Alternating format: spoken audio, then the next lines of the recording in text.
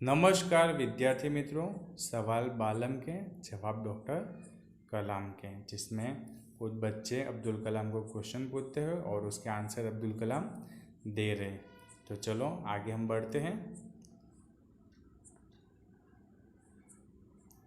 प्रश्नकर्ता रोहित चतुर्वेदी, कक्षा 11, Islamia inter college Etawah. आप कहते हैं कि भारत 2020 तक विकसित राष्ट्र बन जाएगा, पर निरंतर बढ़ती जनसंख्या और बेरोजगारी इसे संभव होने देगी। यहाँ पे क्वेश्चन बहुत ही अच्छा है और आप यहाँ पे चित्र भी देख सकते हो अब्दुल कलाम का, जो अब्दुल कलाम बच्चों के साथ है।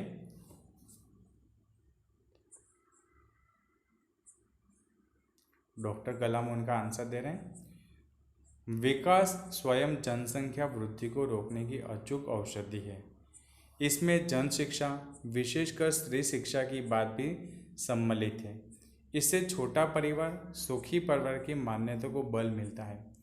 भारत 2020 का मिशन यहाँ के युवाओं को रोजगार के पर्याप्त अवसर सुलभ कराएगा।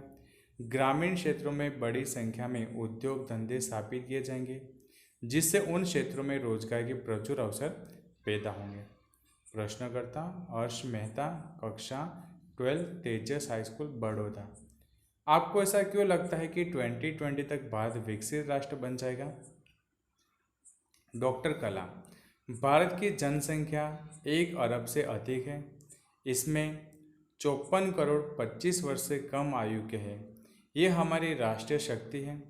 भारत को 2020 तक विकसित राष्ट्र में परिवर्तन करने के लिए हमारे पास प्रचुर प्राकृतिक संसाधनों के साथ ही सुनियोजित खाका भी उपलब्ध है। 54 करोड़ युवाओं के विचारों की एकता निश्चय ही इसे विकसित राष्ट्रों में परिवर्तन करने में सफल होगी। प्रश्नकर्ता एस कार्तिक, कक्षा 12, अमर ज्योति इंग्लिश स्कूल बेंगलुरु। कई छात्रों के बड़े बड़े लक्ष्य होते हैं, पर आर्थिक तथा अन्य समस्या के कारण वे इन्हें प्राप्त नहीं कर पाते। वे अपना लक्ष्य आखिर कैसे प्राप्त करें? डॉक्टर कलाम, स्कूल में पढ़ाई में अच्छा प्रदर्शन करने पर छात्रवृत्ति प्राप्त होती है। साथ ही उस उच्च शिक्षा के लिए बैंकों से ऋण लेने हेतु पात्रता भी बनेगी।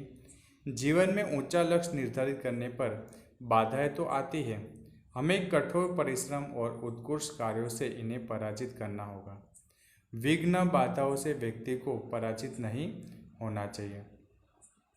प्रश्नकर्ता मिथुन के द्वितीय वर्ष B level AICT Amritapuri. Bharat को विकसित राष्ट्र बनाने में राजनीतिज्ञ की क्या भूमिका होनी चाहिए?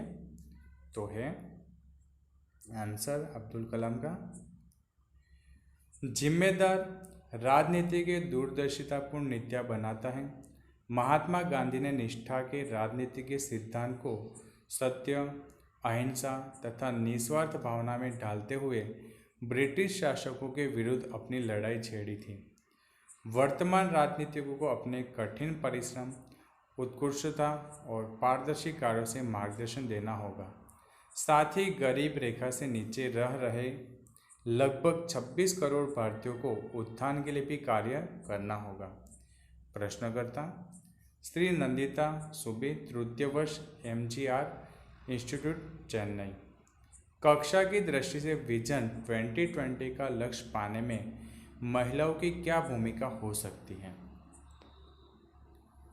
आंसर है अब्दुल कलाम का विजन 2020 में रक्षा अनुप्रयोग के क्षेत्र की महत्वपूर्ण प्रयोगिकों के विकास पर विचार किया गया है।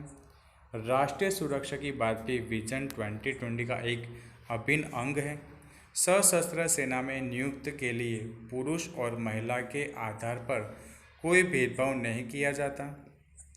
तीनों सेनाओं में पर्याप्त महिला अधिकारी नियुक्त हैं। राष्ट्रीय रक्षा क्षमताओं में वृद्धि के लिए महिलाएं उच्च स्तरीय सामरिक सेना बहुगुणक उपकरणों में कार्य करके भी अपना सहयोग दे सकती हैं।